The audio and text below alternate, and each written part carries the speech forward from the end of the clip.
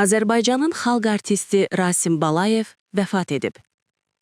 Azərbaycan mədəniyyətinin və kinosənətinin əfsanəvi siması, xalq artisti Rasim Balayev dünyasını dəyişib. Xəbər Studiya Bakıposniqaza istinadlı xəbər verir ki, tanınmış aktyor İstanbulda yerləşən Memorial xəstəxanasında vəfat edib.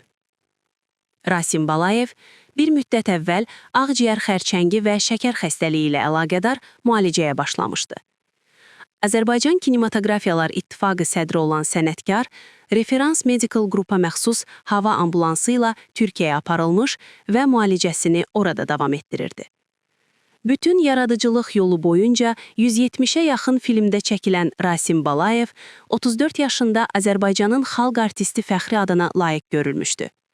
Azərbaycan SSR Dövlət Mükafatı, Şöhrət Ordeni, İstiqlal Ordeni başda olmaqla onlarla dövlət mükafatı almış sənətkar, xarici filmlərin dublyajında da uğurla çıxış etmişdi. Rasim Balayev 2022-ci ildən Azərbaycan Kinematografiyalar İttifaqının sədri vəzifəsini icra edirdi.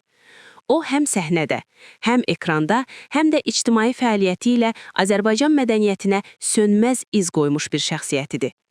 Azərbaycan mədəniyyəti bu ağır itkidən dərin kədər duyur. Allah rəhmət eləsin.